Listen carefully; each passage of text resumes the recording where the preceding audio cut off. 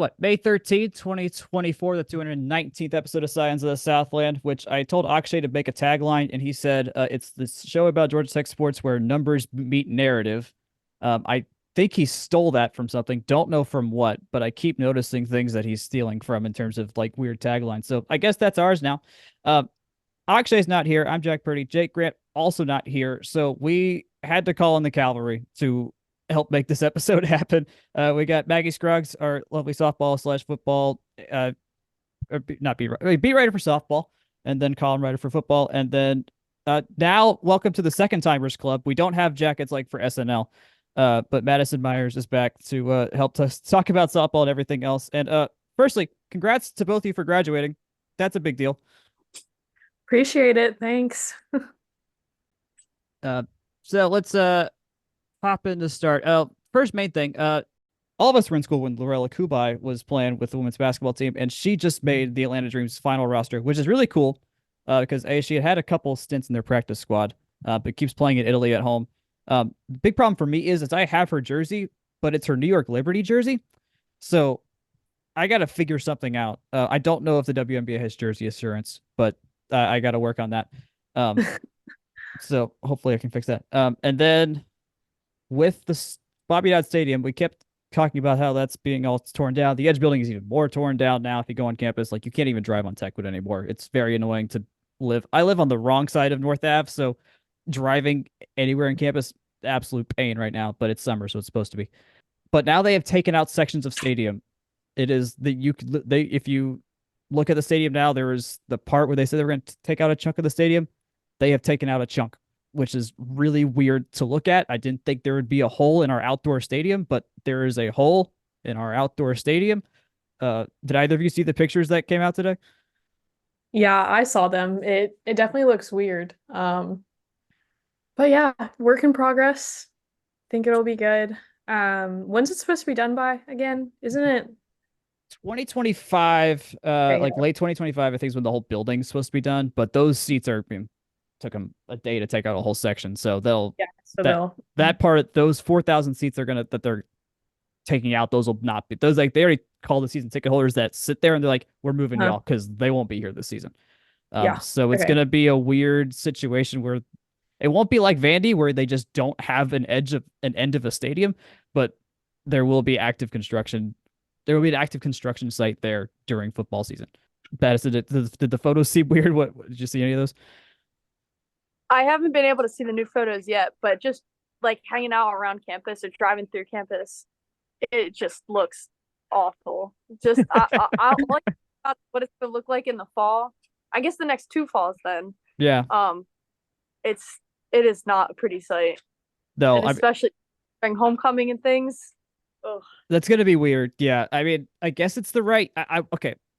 I know we had complained on the pod and other places that we only have 4 regular season Saturday home football games this season.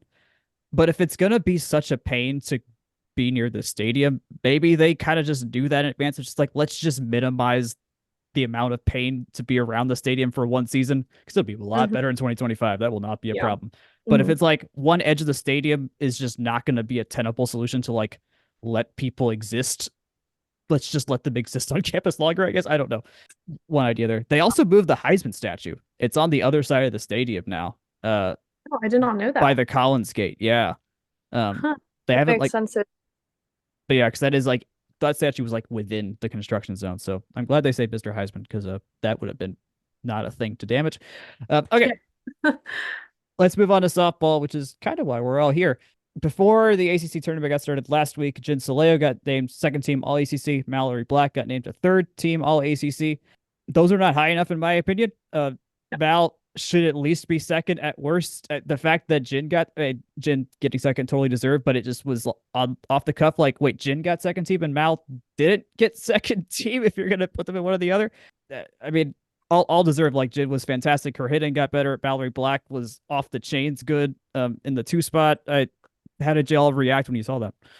I was surprised just with how well Mallory Black has been the entire season. She like you said, deserves at least second team. But I was like Jin, I think a lot of like, she's obviously a phenomenal defensive player, our best defensive player, and her hitting has got like improved so much this year. It was very impressive. I remember like maybe we can save this for, I'm sure we'll talk about it later, but like back when we did the season preview and we were saying like what needs to happen, and it was like a couple players improving their hitting, and we had like play with someone who, you know, she didn't have the best hitting averages in the past, and this year she really upped it, and like ending with 383 in conference play is pretty remarkable. So I'm really happy for her that she finally got like her season to really showcase what she can do. I feel like it was a good way to go out, you know. Yeah. She kind of Orlando Arcia'd the whole thing, where it's just like we didn't expect her to like be a big time hitter, and then just was doing a lot of damage in the bottom of the lineup and keeping that. Like Ella Edgman was top of the lineup, kind of lost that spot, which made sense when Sarah Beth Allen is getting voluntarily walked half the time. And it just, yeah, it made the 1-9 feel like a cohesive 1-9, which was really cool. Yeah.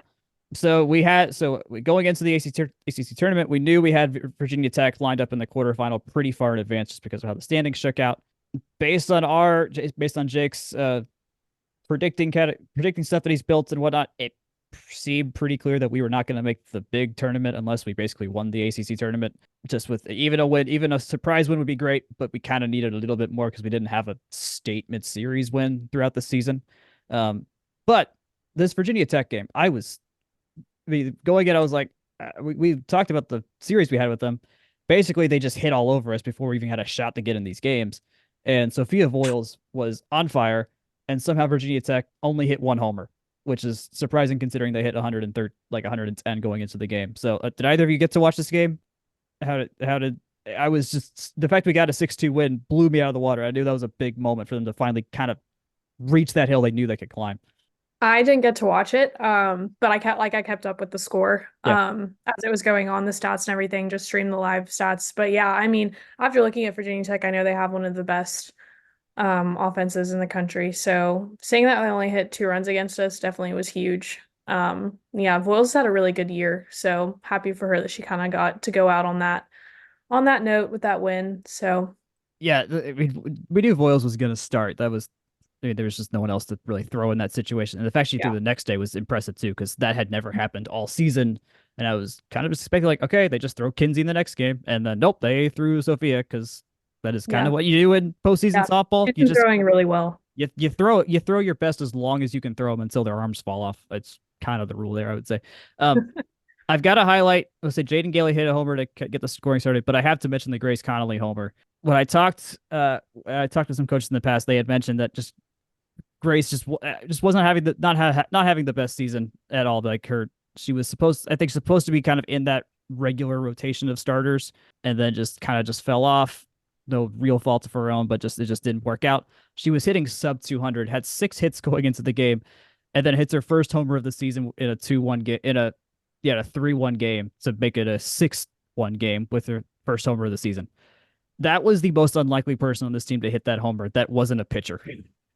And I could not believe. I texted a couple the SID, and we were both like, "What are we watching?" None of that made sense whatsoever. It wasn't the Miami touchdown level of like what the hell is going on, but it was like approaching that level of unlikelihood of what the hell is going on. And that cements the win, which is big. And Madison Caulfield came in, who I was wondering if they were going to throw her because her ERA was good. She had limited appearances, but had been good when we threw her. So that was really promising to see that she spins the ball like crazy. And that's a big thing. Madison, do you ever get to see Michaela throw it all in any of the games you went to this year, or did you miss her? I think I maybe got to see her once or twice. I don't think I got to see, because she didn't really play that. She, like you said, she didn't really play that much. So I don't. It was very limited. The times I got to see her, but I saw some of the like highlights from this game when I was, because I wasn't able to watch, so I went back and watched some of the videos they were posting. It was phenomenal watching those 3 innings. She's really, really good, and like I know we're gonna have next year. We're losing 2 starters, so that's huge that she can fill like that role in this next year. She's going to be a clear starter, because that was a phenomenal way to end the game, because we saw what happened in the next game when yes didn't have like someone solid to go in and like finish out the game. So having her. I mean, the recruiting cavalry is coming. There is Yeah. that recruiting class was top 10 for a reason, and there's some pitching coming in with that. But getting her in the highest leverage situation we have had all season, and she delivered big time. Yes, the semifinal game we faced Florida State. We had not made a semifinal since 2012, which I believe was also against Florida State, which we won. I completely forgot this fact that they put on the TV then. We have the second most ACC tournament wins. We have 5, but Florida State has like 17 of them. Like it is a massive gap. They just keep winning these things. But yeah, Boyles, we lost 10-2 in 5 innings. Boyles kept it close for a while again, which was really promising to see that she could do it on back-to-back days, having never done it on back-to-back days in her tech career so far.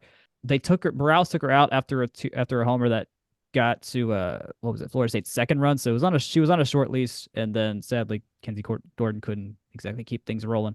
I mean, it made more sense to throw Kinsey, I think, than Caulfield in that game anyway. So that game went as predicted, I would say. That was if you played the game 100 times, that result was happening probably 80 times. So not concerned. The fact they made the semifinal and got a statement win finally at the last gasp they could was a big deal. So 32-23 record. I think we would also say that is a rousing success after at least Madison, what we had talked about earlier this year in terms of like what they needed to, what the hump they needed to clear. Did any of us seeing the hitting turn into what it turned into? I assume not. Nope. That was insane year of hitting. Insane. Just every single player picked it up. Like it was remarkable because we were thinking like, maybe 2-3 players, they keep their batting average high enough to be able to sustain the team to just around 500, right, just above 500. And it was every player down the lineup had there weren't many who were below 300, which was just crazy when you have it was 7 of the 9 were batting above 300, something like that. Yeah. Maui Black set 373, Jen Saleo 338, Dobbins 318, SBA 317, Ella 3. I don't need to keep reading it. Everyone down to Reese Hunter and Abby Hughes. It was only Hunter, Hughes, and Mangini who were sub 300 of the regular starters. And then on the bench, Grayson Tucker in her 17 at-bats hit 471. Gracie Hillman hit 297 in her 37 at-bats. And Bailey Chapin was 273 in her 11. So, yeah, I mean, up and down. I mean, with the outlier of Grace Connolly, who absolutely redeems herself in the Virginia Tech game. Yeah, no, it was Hunter Bunch. I mean, I did an article. Go back and read my article. Just search Hunter Bunch Tech hitting, and my interview with him should come up. But basically, they did reframe how they were hitting. They made some real mechanical adjustments, and it worked. And they just whatever they were doing before kind of locked them up a bit, and they were like, "Nah, just swing how you want to swing." And we saw Jen Saleo's stance turn from pretty narrow to her front foot's by home plate, and her back foot's by near first base. It's a wide stance. I mean, all of them just kind of found that. Yeah, team average went from 262 to 309 year over year. Wow. That's not normal. Yeah. Slugging went from 433 to 557, which, yes, hitting a lot of homers will do it. This is what I'm most proud of. Our strikeouts went from 252 in 2023 to 199 this year. We had the last sub 200 strikeout season we had that wasn't COVID was 2001. We hadn't had a sub. I was born. Yeah. Oh my goodness. Y'all are 2000s babies. Oh my God. Yeah. The mixture of plate discipline and mixing it with output, not just being disciplined and not hitting, but being able to do both. That's when you can do that, you can win a lot of games. And they probably could have won. I think we could say there's a few more they could have won. They definitely had some clutch hitting in the middle of all that, but that was big. I think all of us would say any given game you knew we could just out hit anybody, which is kind of how we play baseball and softball right now. Is the pitching, we'll figure it out. The hitting, we got that. We got that on lockdown. Yeah. I mean, Maggie, you were writing about some of these games when we went to a couple of them. I don't know how much you were tracking beforehand, but did you kind of feel that watching and writing about these games? Okay, I do. There's some there was always some hitting stat. You're like, okay, this is a cool thing to keep writing about. Oh yeah. I mean, watching the offense was so fun. In every sport, I like more offense over defense. So it's super fun for me. But, yeah, one thing I noticed, kind of reiterating what y'all said, is I felt like every article that I wrote, there was never one player consistently it was, every article, it wasn't like it was only Mallory Black hitting home runs. Right. Like, I mean, it literally was spread across every single player in the lineup was a huge threat and Yeah. always like contributed. So that was really cool to see. But yeah, I think every game I went to, trying to think, I think I went to like 4 or 5 games. I think every single one of them was a run roll. Sure. That's nice. That's nice. I know. I'm like, maybe I should have gone to more, kept that trend going. Yes, But yes. yeah, no, super fun to watch. I never really been like, I mean, I kept up with it, but I never really been super into softball before this year. So getting into it and writing about it was definitely really, really fun. Fun to watch. So This was a good gateway drug here. yeah. Madison, were there anyone else? We mentioned Saleha, but was there anyone else on the team that you was like, oh, they made a leap that really caught your eye? I mean, so Tiffany Domingue, I know she's graduating now because she was only here for her grad year, but I remember seeing when she was coming in, looking at her stats from, her previous school, and it was a much smaller school. Yeah. Like, she did really well there, but I was nervous. Like, you never know with the jump coming to a bigger school, especially like the pitching in ACC is like it's pretty decent. But I thought she was phenomenal, like the whole year. I felt like, especially when we needed her in really clutch moments, it's like she came up big. And like her stats aren't all that flashy. So overall throughout the season, maybe she wasn't like the most standout, but I felt like in a lot of really clutch moments, like she came up really big to pull out wins or like just try and make a last ditch effort to try and get a win. So that was fun to have her on the team, even if it was just for a year. But I thought like Reese Hunter last year, like she didn't have like the biggest jump to this year, but I thought she did pretty good moving into like a more like last year she was only coming in for a couple games here and there, and this year being a regular starter, I thought she handled it pretty well. And just seeing all of the rest of the team, how much they jumped from last year to this year, who were starters, I can just imagine what she's going to do in this next off season. Going into year, it's going to be great. I mean, she was almost in double digits home runs. She's at 275, which is it's not terrible.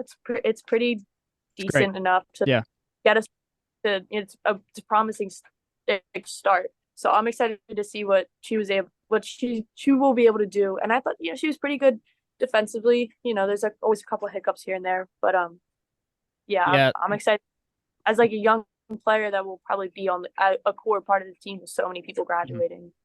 Yeah, they tried Sarah Beth out a couple times back there, and that experiment did not last all too long. So yeah, No. she started 51 of the 53 games behind the dish. Her average jumped from 219 to 275 year over year. So I mean, and also kind of how I mentioned, who was it with Saleha, like kind of reinforcing the back of the lineup. 275, where Hunter was sitting in that 6 to 8 spot, that'll reinforce that part of the line. Like they didn't need her to be the power hitter. Like hit what she did in that spot was totally great. Like more than we could ask for. And she slugged 500 too. Yeah, that was great to see. And also just to know we have a reliable catcher. Like after losing Emma Kalf, we're just like, all right. I mean, Reese was basically the only feasible option to hold that spot, and she held her own more than enough. So yeah, I think that's a great spot there. And Dominic, very Martin Prado vibes to me. I don't know if y'all know him from the Braves, but he was just that did a little bit of everything. Second baseman, could play all the infield positions. We didn't need Tiffany to do all that, of course. But just reliably would just poke the ball solidly. And sure enough, hits 311, gets 50 hits, doubles and homers, over intermixed, good slugging. All of it was great. Didn't strike out that much either.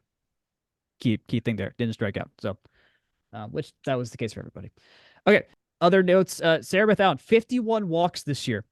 4th in single season program history. If she had 2 more, that would have put her second technically, but first is so unattainable that it's just one of those unbreakable records. Jenny had 88 in 2010. When she was treated like Barry Bonds at the top of the lineup, they would walk her with the bases loaded kind of stuff. So like no one's ever touching that ever again. That's ignoring the best outlier ever. She was very, very close to one of the best walk seasons. And then Mal Black's 19 homers are tied for 7th in program history, 2nd in the ACC this year. Sarah Beth had 16, that tied her for 5th. The team had 89 homers over the season, which I think doubled. I think was more than our last 2 seasons combined, if I remember correctly. the explosion was crazy. That I think that's the best part of being an Atlanta sports fan is you're gonna see a lot of 3-pointers and a lot of home runs, no matter what you're watching. That's just how that goes. So it's really fun. Okay, let's touch on the pitching. My main point is thank goodness that Sophia Voiles and Kinsey Norton existed this year because behind them it was not looking pretty, to put it plainly. Yeah.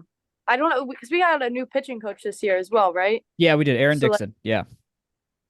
Yeah. So I'm just wondering like what happened with Blake and Chandler that just destroyed that.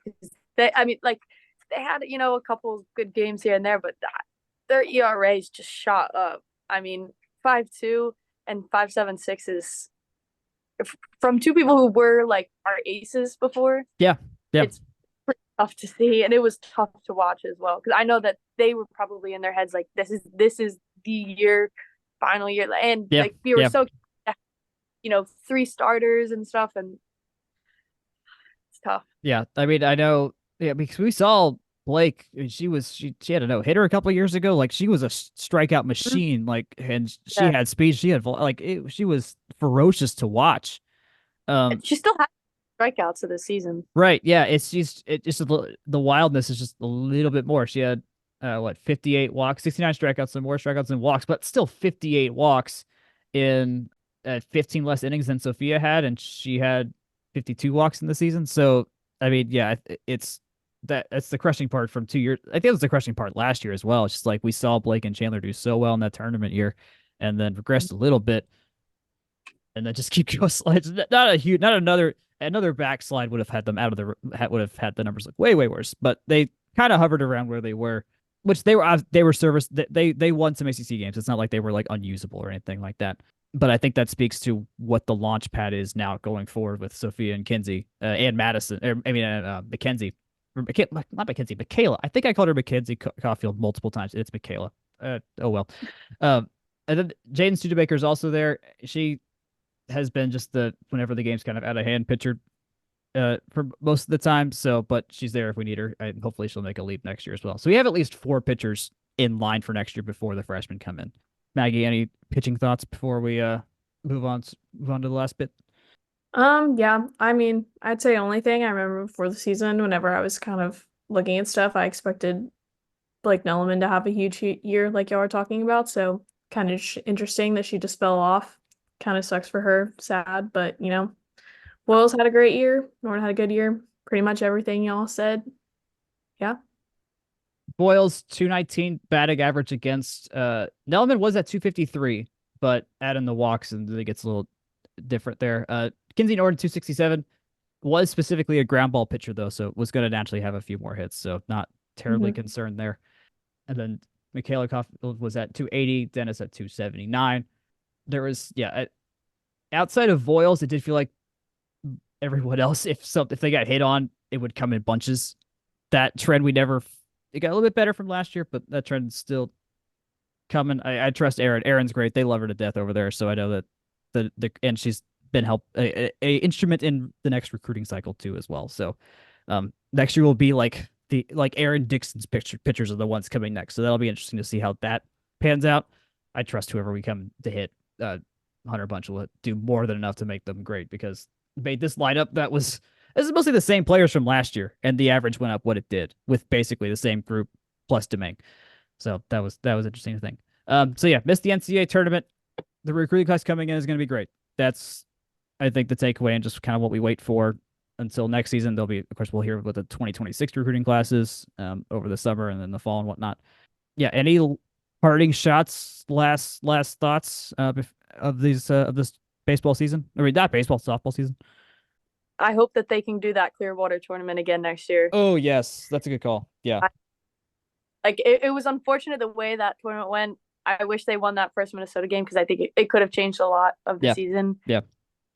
That they didn't have those other 2 games canceled. I know that the Tennessee one was like in the middle of the game or something, but I think if they are, invited to go back to that again next year, I would think they were. I feel like this is a pretty decent season they had. So I would hope that if they can come away from that with at least 1 win, like I think that they are set up for much more success, with a much stronger schedule as well for, you know, an NCAA record toward like to be able to go to the tournament maybe. And we'll see how the freshmen are, all of the newcomers, since we have like so many people leaving. But it's very promising going forward that we just saw how much the new coaches are able to make adjustments to these players. You know, like I think I have a lot more confidence with new players coming in just because I know these coaches are figuring out their hitting a lot better. So agreed. Maggie, get the final word. Yeah, I would agree. Definitely very promising just based off of everything we've seen. Like, I mean, just looking at those, going back to those offensive stats of like the team average going up and strikeouts decreasing and all of that. I mean, just seeing that, those numbers are insane. So it's definitely very promising. Recruiting class being as good as it is, also super promising. So I think it's a bright future going forward. Bummed we weren't able to make the NCAA tournament, but I mean, I guess that was sort of expected. But yeah, I mean, overall, not a bad year. I think it slightly exceeded expectations, which is always a good thing. Yeah, arrows pointing up for sure. 32-23, 13-13 conference record this year as well, and 9-9 on the road. So did not have the only place we had a losing record was literally the city of Clearwater. Like that was if we think of the neutral site games compared to last year, they finished 26-27. So got above 500, got safely above 500, which is great. So that's it. That's 2024 softball. Madison, I appreciate you helping here. You're welcome to stay for baseball as long as you want. Baseball was good too. 2-1 series win over Duke. I was gone, so I look at my phone on Sunday and I was like, "Wait, this happened." I did none of that. I did not see any of that coming. 11-8 win on Friday, 14-10 loss on Saturday, 8-6 win on Sunday. Maggie, did we see that this is the number 9 team in the country we were playing? Like, we knew we could. We had been beating good teams all year. Like, that's not out of. We knew it was possible, but I don't know. I mean, yeah, I just start saying things because I'm still like trying to comprehend how this happened. I know. I saw something the other day where at some point in the season, it was some tweet. I don't remember who said it, but we had at some point in the season, some website went and ranked like the toughest schedules left. I think we had like the 3rd toughest schedule left in the country. And since then, we've beaten Virginia Tech, UVA, Duke, swept NC State, won a game against Clemson. I mean, it's like this team is just, I mean, they're starting to gel a little bit. It's just, I mean, I feel like it's the same exact story every single year where it's like, yes. I mean, we've talked about it. The offense is fantastic, just like softball. The pitching, I mean, it's like every single year I'm like, man, I sit back and I'm like, what if our pitching was extraordinary? What if? As extraordinary as our offense, you know, what if? People have been asking this question every year. People have been asking this question about this team since we were both single-digit age. Like that's just how this team is run. All of these scores, also just like extremely Georgia Tech baseball scores, where the other team is still getting to a number that usually would win them a game, but 14-10 loss. Yeah. Yeah. That was a good. Just a solid 2 touchdowns. Aiden Burr got a field goal. No. Yeah. Game 1, Geezer went 4 for 5. Absolutely great. Brett Thomas got his first save of the season. That's solid. I mean, we keep winning close, long win games. Game 3, Tate McKee. Okay, this is a big thing. Tate McKee against Clemson kind of fell off there after he had a great start against Virginia. Comes back and throws 6.1 innings, his career long. He is becoming that late season like dark horse pitcher that can actually eat a lot of innings for us, which is really critical for us to have any sustained success in a tight tournament setting. Duke did have a lead middle of the game, but Cam Jones hit a go-ahead single to take the lead, and we had some. I think Bichetti added some insurance runs there. So we have now, with that series win, the second most ACC series wins in this with 6. Clemson has 7. That's second most in the conference, which is wild considering we're like 2 games over 500 in the ACC, and still in 5th in the Coastal. Our series wins are over number 6. We have series wins now over number 16 Virginia Tech, number 10 Virginia, and number 9 Duke. The football team, I keep making this parallel, but it feels like the exact same thing. Of like all of our teams, men's basketball included. Like, you give us the hardest competition, we will wipe the floor, and then you give us Bucknell. Yeah, I don't know. You never know what's going to happen. That's just how it runs, apparently. It's very funny, slightly off topic, but Georgia Tech sports in general, I feel like always follows the same trends for every Yes. sport. It's like, why? Our I don't get it, but I know it's like how, I don't know. our And one just, save the one saving grace is volleyball. Volleyball plays like yes, they're supposed to play yes. 95% of the time. They're Michelle Collier has got an absolute tight ship running there, and it shows. Yeah. So 14 So and 13. shout out to volleyball for that. They are But they are everyone else is just slightly chaotic. are they my favorites? Yeah. Okay, so we officially qualified for the ACC tournament, which we did expect because the bottom of the Coastal was far enough down where it was pretty safe for us. We're at a 14 and 13 ACC record, which is fifth. I say that. I said Coastal Chaos was dead because football got rid of divisions. It's still here in baseball. There is only a it's only a 1-game separation between Virginia in second place and us in fifth. So there is we have to play Florida State still, which is no gimme at all. Their field also may not be usable. There was lots of that. I saw some pictures. Yeah, if you go on Twitter, just search Florida State baseball field on Twitter and it'll show up. But yeah, they had some bleacher problem, like I think the part of the wall may have gotten hit. Some bleachers definitely got hit. So that field, you cannot play on that field today if they played. They don't have to wait until Friday. They have to wait until Friday, which is good. But there definitely is no guarantee that they're going to be playing in Tallahassee this weekend. I don't know what the protocol would be, but that's just a thing. But regardless of the pure baseball, they could get swept. I mean, the entire realm of possibilities is in front of us here of getting swept, sweeping, or splitting this. I forgot. There was one note I found a couple weeks ago where basically if we score 6 or 7 runs, that puts us at a really high win percentage for the season. So it really is purely just a matter of can we just keep hitting. That's how it's going to have to, in this long-term stretch of the season, that's how it's going to have to work. But once we get to, but I think right now the big telltale sign is like, okay, will we have any postseason successes? How does the pitching look this weekend? Because we're going to have to end up playing teams like Florida State. Assuming we make some sort of regional, we're going to play the top team somewhere in there, and they're going to have better pitching than us in all likelihood. And so we've got to be able to get a guy to throw really well against a crazy team, a la when we had what's his face, who threw 100 miles an hour against Tennessee and threw like 110 pitches. Yeah. I don't remember saying, but I know exactly who you're talking about. Future Jack stepping in here. It was Zach Maxwell. It's going to have to be something like that. So, I forgot to update the RPI. Okay, you start blabbering while I look up the RPI. Yeah, I was going to say it is interesting how when you look at all of the ACC records of both Atlantic and Coastal teams, they all just look almost identical. Yeah. I'm like, that is just crazy to me. I mean, the ACC this year has been extremely competitive. I mean, the fact that we're 5th in the Coastal is just like, what? We were like squarely in 5th too for a while. Now it's a much different kind of 5th place as well.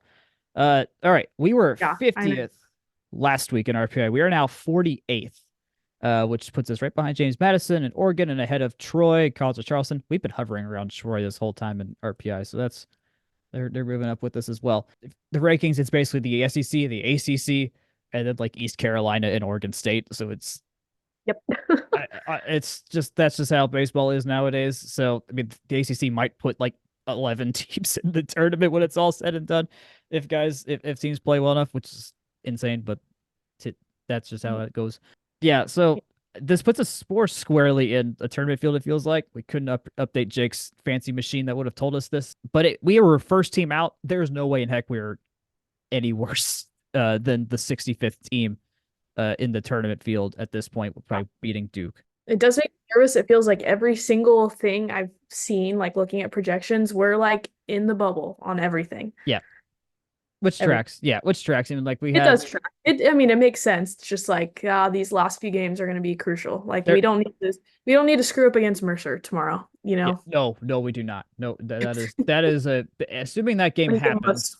We're recording Monday night. Yeah. The weather is, well, I can't see the sky from my bedroom, which has windows. So that's the problem now. Cloudy here. So we'll see how that goes down. I do want to just kind of.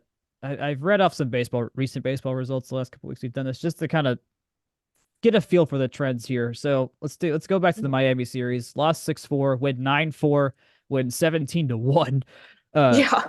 In a series where we had it, that's when like we have to start winning games now situation started, and they did that emphatically on Sunday. Clemson, they get a win. They win a 14-12 game because, of course, we win another 14-12 game. It just makes sense. Yes. And so Clemson put up 9 runs at least in every game, which is like, okay, not great, but it was Clemson. Couldn't hold off Auburn, and then Duke still puts up 8 runs in 2 of the 3 games, but we're still winning enough of these games. Since Miami, we were 0-1, 2-1, 2-2, 3-2, 3-4, 4-4. We are 5-5 since that Miami series, which sounds fantastic considering who we played in Clemson and Duke also there. Agreed. So I think that's a good sign there, and what it's helping our tournament suggestion as well. And then so 4 games left. If you want to come out tomorrow night, or I guess tonight when people are listening, against Mercer, that is the last home game of the season. That is it. We will, unless by some miracle we end up hosting like a super regional because something crazy happened. But otherwise, that's it. If we just went out completely, yeah. Went out complete, yeah, totally. Florida State, that's at Florida State. Because of how the ACC scheduling works, it is very rare to play them. I remember when I talked to Ben King earlier this season, he was like, he had circled this one because they just never go anywhere in the Atlantic division because that's just how the scheduling works. So that would be fun. I hope they get to play on campus because just to be able to feel that and not. I was about to say the one time they actually go and it may not even be played there. Yeah, not even there. I did put a suggestion. They could play in Pensacola, or I think you had put down Pensacola, or someone else had put Pensacola that I saw. Because the minor league stadium there, like, sits on the Gulf. So if you hit a homer, it is hitting the Gulf of Mexico. Well, that's kind of cool, at least. Yeah. No, it's the most beautiful stadium in Florida, bar none. So there's that's my suggestion for an alternate location. All right. What? Any last baseball thoughts here? Like, I mean, I think we're on the same page of like obviously win, but very delighted at where we are at this point. Oh yeah, no, I mean the past few weeks, like I feel like if I'm not watching the game or at the game and I go look at the score, I'm like, how are we winning? You know, like I've said, like Clemson that one game, like the fact I remember like literally turning off my phone, being like, well, guess we're losing this, and then all of a sudden I look on Twitter and we won 14-12 that one game. Like it came back that at the end. So yeah, definitely good signs. Our offense has historically always been good, but I mean, there's definitely a difference, I feel like, between the beginning of the season and now. They're definitely picking up a little bit. I just hopefully pitching can pull it together. The perfect concoction will be, yes, Tate McKee, still great. Vinatieri, still great. Cam Jones, aka Shohei Ohtani, all great. But then also Burris just goes on one of his heaters because he just kind of hits them all in batches. If we can overlap just the right stretch of pitching with Burris literally never getting out, that literally could mean we hold a team to, I don't know, 5 runs, which doesn't usually sound great, but that's amazing for us. And then Burris just gets like 4 RBIs in a game because he just cannot stop barreling baseballs. Yep, that would be perfect. Not out of the realm of possibility. But then also, like softball, the top 7 hitters are hitting over 300. I mean, like, yeah, it just makes sense for Georgia Tech. Burris did not homer this weekend, so he's still at 21, but he is I mean, one more flurry and he'll be knocking on the door. He'll be knocking on Kevin Parada's door. Will he get there? Probably not. But it's not out of the question. That's not the question. Yeah. What going forward, so we read the rest of the regular season schedule. The ACC tournament is weird. It's a 3-team pool play situation where half the time the third game doesn't even matter, depending on how you did, because tiebreakers are based on tournament seeding. So that's the big thing. We need to get the big point of winning these games against Florida State. Okay, we need some help, but if we can get into that 3 or 2 seed when we get there, at least in the Coastal, that changes a lot about what the tiebreakers are. So that's kind of what we're playing for more than anything right now, is help on our tiebreakers, because it's just what seed you came in the tournament with, because they just don't have a normal knockout tournament or a double eliminate. It's just so weird. Because that would only make sense. Yeah. Yeah. Lord help the ACC do something that makes they would actually make sense a fair amount of the time. So that's, I think, if you're gonna think about anything like what we're trying to see less than the NCAA tournament, is just setting ourselves up for a better shot at advancing in the ACC tournament. So that's what I got. I'm gonna drink some water and then read this ad read from section 103. Section 103, started by Stephen Little, Georgia Tech 40 under 40 guy from last year. It is the best spot to get officially licensed Georgia Tech gear. They got baby stuff. They got Drew Burr's NIL shirt. NIL shirt. If you buy his jersey there, he gets a cut because that's where we are in college sports right now. And they're our mailbag sponsor as well, which so grateful that they're doing that. You can get 10% off any order, like literally any of them. It does not matter what you buy. You will get 10% off if you use the code FTRS in that order, FTRS. And they always do free shipping over $70. You can always vote on what the next shirt is going to be. When the next one's coming out, don't know. But I know Jake loves his Junior's Grill shirt. I would like the Junior's Grill's French toast in my life one day, but I still have not made that a reality. But maybe one day, one can help. Section103.com, or you can find them on Twitter as well at Section103. Quick tennis update. They didn't play any matches. They also haven't updated the brackets. That's the tennis update. That's all I have. Track and field. This was fun. Oh, no, sorry. Yeah, let's do track and field, then we'll finish the golf. I got to add a new thing that I have now been to, and that is the ACC Track and Field Championships, because those were on Tech's campus from Thursday to Saturday this past week from May 9 to 11. Eric Singleton ran some stuff. Helena Lindsay did some stuff in the steeplechase. Amia Wilson did some stuff in the long jump. Anna Witherspoon did some stuff as well. And in the end, Virginia won the guys' side. Duke won the girls' side. Track and field being only a half-funded sport on campus, not usually going to win that many things. That's just the run of it. As I mentioned, Eric Singleton here at the 200 meters set his personal best at a 21.18, and he got fifth on the 100 meters for enough for all ACC second team. Maggie, my only hope, I think if you think about Tech as a whole, the best thing that can come out of this is that Eric is just so much faster because he ran track for a season, and his deadline go routes are going to be much more lethal, and we'll just see Haynes just float 175 yards in the first game, and we'll be like, that's why Eric ran track. Yep. Is for that route. Yep. Perfect. Yep. That would be. He's killing it too. I mean, yeah. Wow. Two-sport athletes, not usually our specialty, but we finally got one. I'm really happy we have one. I know who's I'm trying to think of someone else that. Oh, DeAndre Smelter played baseball. Oh, that's right. That's right. We also had the walk-on quarterback this past year. He subbed in for the golf team for a tournament as well. I forgot his name. Transferring now. Colson. Yeah, that's right. Yeah. Okay. Yeah. Okay. Glad we both remembered that. Helena Lindsay, third in the steeplechase. She was the only one that medaled for Tech in the 3,000 meter steeplechase. Ran that in 10:01.69. Amia Wilson jumped 6.26 meters in the long jump, got fourth. And Anna Witherspoon in the 100 meters got sixth in a 13.54. If I tried any of this, I would look stupid. Especially, I'm also 5'3", so I cannot jump over the steeplechase. Beyond that, that was good to see. I don't know where ACC championships will be next year. It's kind of interesting that it was here because a lot of them are going to be based in North Carolina going forward. So I don't know if that's like the last track and field championship not in North Carolina for a while. So I think that's the first ACC championship event I have seen on campus since I got to campus too. Because baseball always in North Carolina. There is no volleyball tournament. The football game's always at Bank of America Stadium. Tennis always in Cary. I lied. ACCs. Swimming had their championships here that year. They also hosted NCAAs. So that's the second one I've seen. So, okay. Got to clear that up. Okay, golf. Near and dear to Maggie's heart. They are right now. They finished. I think they finished. I think we've talked long enough. It's not good news. It's okay. It's not the best news, but it's not yet bad news. Today was the start of the NCAA Regional in Chapel Hill, hosted by the North Carolina Tar Heels. This format, there are 13 teams there. The top 5 will qualify for the NCAA championships in California. I think in Carlsbad. So you only have to finish top 5. Doesn't matter how far behind or ahead you finished. You just got to be top 5. And then if your team doesn't finish top 5, the individual champ, I believe, also makes it.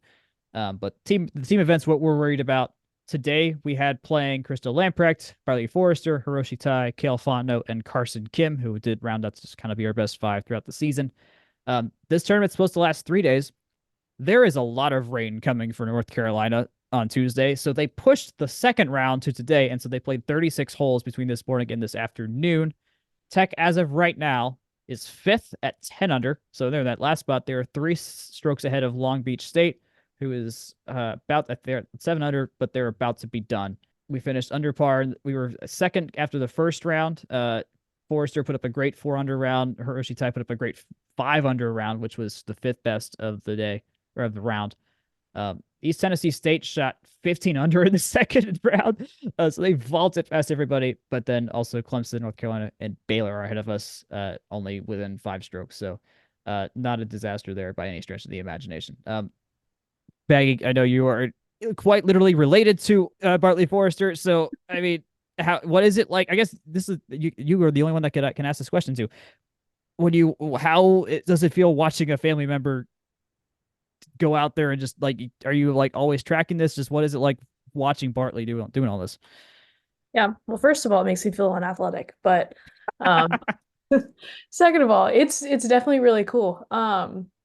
Definitely cool to keep up with and see him. Like I remember last year being on the Golf Channel. I'm like, wow, I'm literally watching my cousin on the Golf Channel playing the national championship right now. Yeah.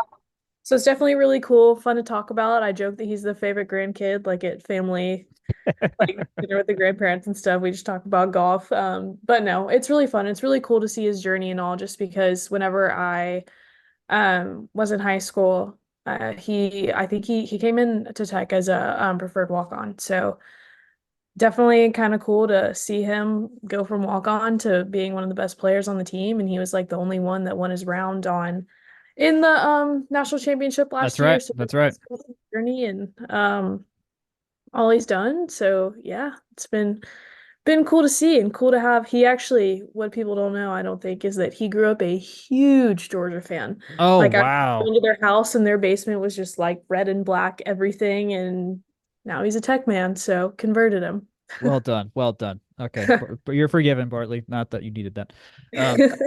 Yeah, so he shot, as I mentioned, he shot 4 under in the first round. He shot even par in the second round. Some bogeys on the par 3s, but had some birdies to back it up on the 5s and 4s, including 2 on the 5s. So that was good. Looking good. Christo finished +1 in both rounds. Just a topsy-turvy bogey. Lots of birdies, lots of bogeys. There were very few pars on his card. And then Hiroshi Tai, generally more, he shot 200 in the second round, mostly a lot of pars, but a lot of went bogey free in the first round, which was fantastic with a 65. So they'll keep playing. I believe they're just playing stroke play. They just need top 5 to qualify. So this will not be done for another couple days, which we'll update all this on Twitter. And then assuming they are top 5, I will write only my second ever golf article before they go to hopefully they get to California. That is fingers crossed. Yeah, sorry everyone. I also didn't mean when I said bad news. It's just because it's changed so much. I remember, like, I literally looked at this. It's now 7:55 at night. When I looked at this at like 5:30, we were in second place, 13 under. East Tennessee State was like at 9 under. They're now 21 under, and we just jumped down to 5th. So I just saw that and was like, oh, that's the wild. We just need top 5. We just need top 5. This is what I love about college golf that we're never going to get in the pros, is that the scoreboard can change wildly in a matter of an hour. Just because your total scores, you're watching 5 guys contribute to 1 score, so it completely changes the whole dynamic. Which makes scoreboard watching very, very hard to do at times. Because we were leading this morning in the first round, like we were outright first for a hot second. This, I think, I've mentioned this before, but like the narrative of this team has felt like they are still very good. Not like they lose a couple guys from last year, like Connor Howe. But the top, I mean, they still got arguably the best guy in college right now, and Lamprecht, and he's leading the charge. Ty can absolutely throw darts every once in a while. Bartley is very reliable. Kale, reliable. Carson Kim. They're all playing here for a reason. So they're not like obviously going to win anything they show up to this year, but they'll be competitive. I'm hoping tomorrow, whenever they do next play, they start getting on that heater, because they're going to need to get on a heater like they were last year in the championship to be competitive there, because they're not a top 10 team right now. They can be one any given day, but they are not.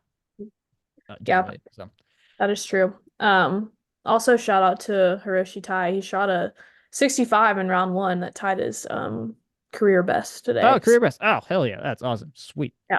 Love to see that. He is currently tied 5th at 7 under overall. So, okay. That is not the last thing we have. We're going to shoot it over to my interview with Davis Cooke, childhood friend of mine, who was one of the coaches for Georgia Tech Lacrosse, to talk about their time at the Club Lacrosse Championships and Round Rock. So let's go to that. Davis, I think you are my first childhood friend to show up on any of my podcasts. So congratulations on that achievement, I suppose. Thank you. Thank you. Davis is the offensive coordinator for Georgia Tech lacrosse, something like that. I would say the faceoff coordinator and offensive assistant. So that's okay, cool. So I mean, you're here to help us walk through everything that happened with Tech men's lacrosse this year, which was another very successful season for a perennially successful team. Fell in Round Rock in the quarterfinals? Quarterfinals. To Utah Valley, which my East Coast bias brain just didn't realize there was a place called Utah Valley by the time that game started. So for those that are not familiar with the team, walk us through what conference y'all are in, who do y'all usually play, and how y'all stack up against the normal field of competition. Yeah, so we are in the league itself is called the MCLA, the Men's Collegiate Lacrosse Association, and we are in the Southeastern Lacrosse Conference. So that's kind of a combination of some ACC teams and some SEC teams from your Division I football conferences. So our group is our half of the conference is us, Alabama, Vanderbilt, South Carolina, and Georgia is our division within the conference. And then the South is Florida, Florida State, UCF, USF, and Auburn, I believe.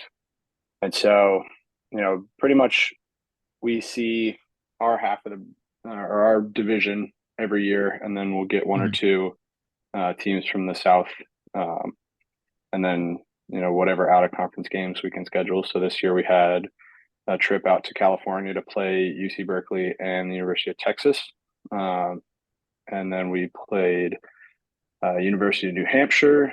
We played Clemson, and a couple other out of conference games as well. So it is one of those rare sports outside of like baby baseball where you can play a truly geographic schedule compared to the rest of the ACC, where like, yeah, we're going to New York, we're going to Massachusetts or somewhere up there like that. But no, you can drive to most of these games, it seems. Yeah, pretty much aside from nationals in Texas and our California trip, it was all driving. Yeah. Our furthest trip was up to Nashville to play Boston College and Vanderbilt. Nice. But other than that, it was all driving. Let's talk about that Cal game, because you mentioned y'all played out there, lost that game in Cal 12-8. And in terms of just pure numbers of goals y'all scored, I think that was the fewest y'all scored in the match. So, and look, you're talking to a guy who I know semblance amounts of what lacrosse is. I mean, I know the sport, but I don't know the ins and outs. Tell me what, like, when you get a repeat matchup, what goes into preparing when have already had a first look at a team, and like, well, what do you try to attack and try to change in your all's context? Well, so that one was a big one for us because when we did make that trip out to California, we were missing two of our starting attackmen, and those two players ended up being before nationals started, they were tied for first and third in total points for the year. Okay. We had two guys tied for first, and then our third attackman was the second highest points total. So missing two of those top three scorers definitely did a number on our offense. So the biggest thing for us was going into that first round game this week, knowing that we had our full offense totally healthy and able to go. But really, in terms of preparation, it was just watching film from the second half of the season to see what, if anything, has changed from the Cal team. And, we didn't a lot that had changed, so we knew kind of what we were getting into. And we were pretty confident that with Pearson and Joseph back, that we would have a pretty good chance at getting it done on Monday. Yeah, let's dig into that second game. So it was 15-14 win just by the skin of your teeth, but the big difference was that first quarter going up 5-1, and then basically able to hold serve the rest of the way. Did that game play out how you thought y'all was going to play out? What was take us through what it was like living through that game? Well, so going up early to start like that is always nice, and it kind of helped us. Our offensive coordinator was actually unable to be at the game. And so, it was myself and one of the other coaches that were kind of heading up the offense, which is something that we hadn't done all season. Wow. EJ, our offensive coordinator, hadn't not been at a game in the 15 years that he's coached here. So, it was definitely a bit of a change there. But our guys stepped up a lot. And, our upperclassmen leaders really helped out in terms of being leaders on the field as well as, in timeouts and whatnot. It was great. And then, lacrosse is really just a game of runs. So we went on our run in the first quarter, and they kind of got back into it a little bit. They tried to claw their way back into it, but we were able to hold them off. We had, like I said, good offensive play throughout the game. And then our goalie stepped up really big for us as well. He made a couple of really great saves late in the game to keep us in it, or to keep them out of it, I guess. Yeah, I mean, there was no our 15th goal came with 6:46 left in the fourth. Right. So that's a long hold to just not have any scoring. Like, there's a bunch of goals in lacrosse. To go that long at the end of a one-score game in a do-or-die situation, that I imagine you're just in coach zone. But if I was there, I'd know I'd be pins and needles watching from the stands, just praying to God nothing happened. Yeah, I mean, when we got back to the hotel and we were doing the stats and watching the film afterwards, we got to that point in the game where we were like, oh, wow, nobody scored after this. And so it's kind of in the moment, like you said, it's just trying to do as much as you can to make sure that nobody does score after that, if possible. And, obviously we'd love to add a couple extra goals at the end there just as insurance, but, it all worked out. The defense, like I said, they stood on their head a couple of times. We went man down a couple of times late in the game in that last couple of minutes. And we had a couple of great kills from our man down defense. And like I said, a couple of really great saves at the end. And, it ended up being enough to hold them off. This Utah Valley game, I was at the Tech baseball game at the same time. So I was like watching on Twitter, and I saw just the goals for Utah Valley go up and up and up. And I was like, oh, dear God. Well, it's going to be one of those kind of finishes, isn't it? And then I'm walking back, and I see another goal, 12-something run. I was like, good Lord. 17-14 loss, but damn near actually pulled off. I mean, I assume 11-point comebacks are not exactly a thing in lacrosse. Just in general, what was going? Did you make it? Was there an adjustment in the second half y'all made? Or is it what you said, like, it's just a game of runs and the runs just happen to be longer on both sides? Yeah, I would say more just a game of runs. I mean, at halftime, essentially, usually we have some sort of adjustments to make, going through halftime. And for us in that game, it was essentially just letting the guys talk themselves through it, getting any frustrations out or, whatever it was.